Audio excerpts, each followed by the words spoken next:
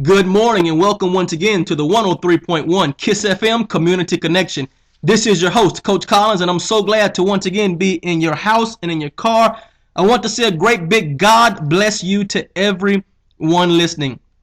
This morning, our guest is Mr. Tony Austin of TA Sports Recruiting, and I wanted him to come on the show because I want him to talk to the parents, and not just the parents, but also the athletes and coaches out there who want to get these young men and women into college. As you know, we have a wealth of talent in the Central Texas area, and men such as Tony have taken on as his purpose to help these young athletes get into college. How you doing this morning, Tony? I'm doing great. About yourself? Doing good, doing good. Yep. Tony, let's just start off. Why don't you just tell them a little bit about, we're going to talk about you, but tell them a little bit about your business before we get into you, and we're going to go a little bit further into it. But just start off by telling them a little bit about TA Sports Recruiting. Well, basically, TA Sports Recruiting is a recruiting consulting organization that moves to assist parents and student athletes with the information on how to better get themselves recruited into a collegiate sports program. I've been doing it for about 6.5 years now, and we've assisted over 250 student athletes since then to be able to attain some type of college placement, whether on academic or athletic scholarship. So thank God, praises be to God for that, and we'll continue to roll with it. Awesome. And Tony, if I know when I first met you, I'd heard about you, and then somebody said, yeah, that he used to be, I think it was triple jump, a long jump you did. Which one was it? I was a long jump and triple jump. Oh, you both? Okay. But I remember somebody said, yeah, back in Killeen, back in the day, Tony was all right. So you were a long jumper, and I think you ended up going to Prairie View. Is that right? Correct. That is correct. Okay. You ended up going to Prairie View. And let me ask you, when you got down to Prairie View, what did you notice about the caliber of athletes there and some of the caliber of athletes you saw back here in Central Texas that didn't go to college? Well, basically, in comparison to contrast, when I went to Prairie View, fortunately, we were fortunate enough to have a really good recruiting class. Coach Gillett did an amazing thing for that class of 1996. So I give a shout out to him. and I basically saw that not only do we have great athletes, but a lot of my teammates from high school, I feel missed out on that could have competed at the collegiate level. So that was a seed planted early on, both in high school and in college, that I wanted to help other individuals that were either unaware of how things work or just didn't have the cards, I guess, fall in their direction. So do you think there are a lot of athletes in this area that don't go to college and when I say go to college, I don't just mean go to college, but do you think there are a lot of athletes in this area that really could get an athletic or academic scholarship that just don't because of what they don't know? Oh, most definitely, because number one, I've always said Central Texas is nothing but a hidden gold mine of athletic talent, athletic and academic talent that is. And so my whole thing was I wanted to basically introduce a lot of college coaches to this area because it's fertile ground for finding good athletic talent that you may be looking for each year. So Central Texas is never short on athletic talent. And yes, more student athletes than publicized can earn athletic scholarships. Well, let me ask you this. Okay, now we know in this area, we've had the Lake C. Strunks and we've had the Ramont Taylors and even I can't think of his name, but the kid that just graduated Belton this year. In Killeen, we've had great athletes, Tommy Harris, and we've had just many great athletes in this area. But so we know the great athletes are gonna go.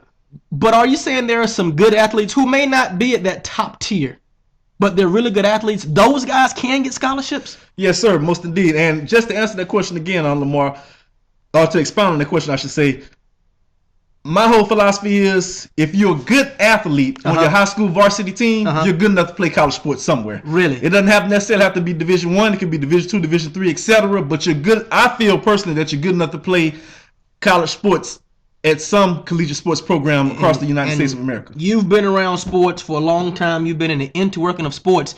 And so if you have a guy who is saying, you know what, I started my junior and senior year.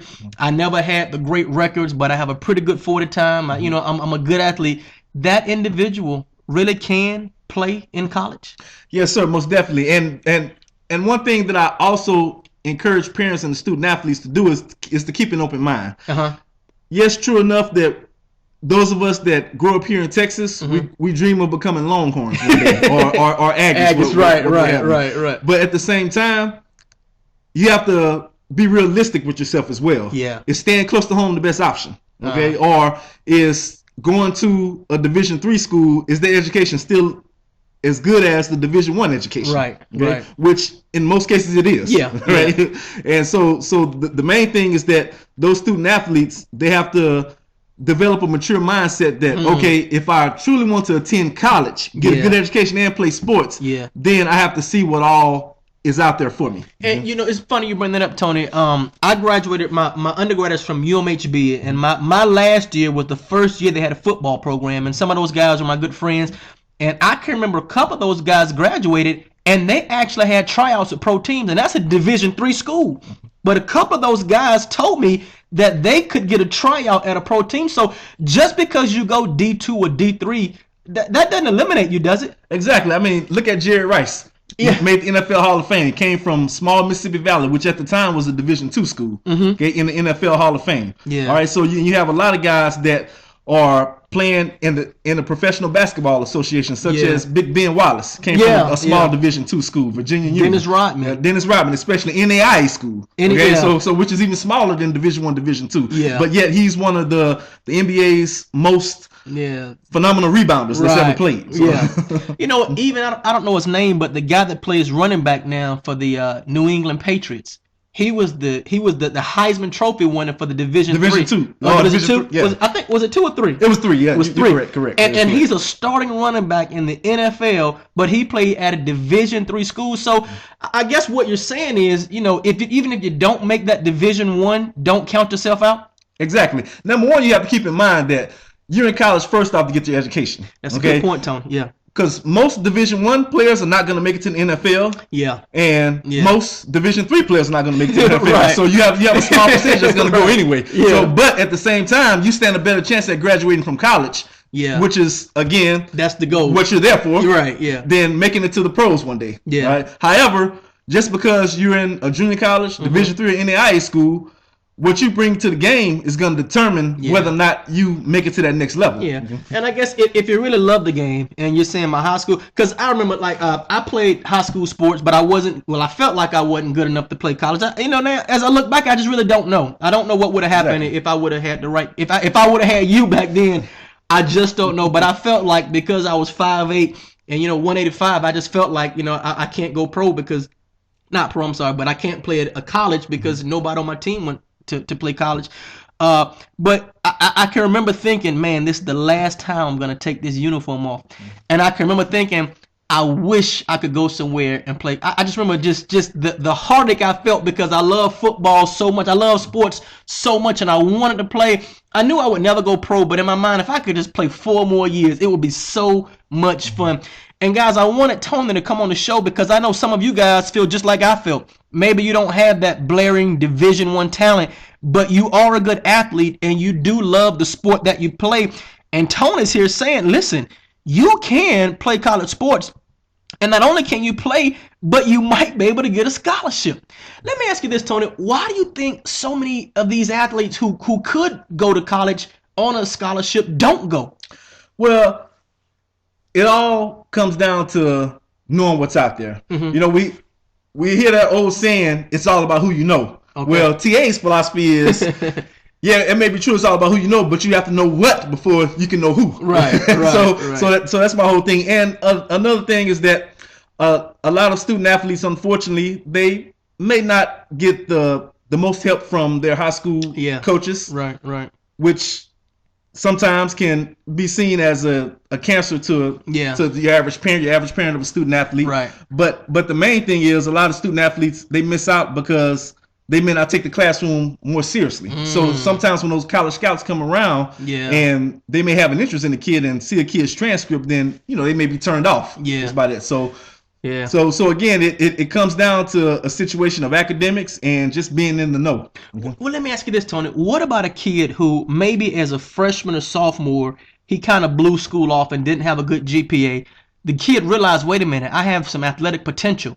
and maybe his junior and senior year, he tried to get his GPA up. It's not up quite high enough, or maybe he didn't do quite well enough on the SATs to get picked up by a Division I school. What does that kid do if they really want to play the sport and they finally gotten it together? You know, they've gotten their head right. They're in the books, but to get the GPA where it needs to be, it's just a little bit too late in the game. What can that kid do? Well, Lamar, I'm glad you mentioned that, because sometimes college coaches, they can't recognize effort. Okay, Yeah. so that means that the young man or young lady Right. can have some definite opportunities out there for them. Okay, that situation may result in them going to a smaller school due to the fact that their academics were not where they needed to be from an accumulative standpoint. Right. Or it could result in them having to spend, some time at a preparatory school or a junior college just to make sure that they can still live that dream of getting a college education and being able to play collegiate sports. Okay, well, let me ask you this then.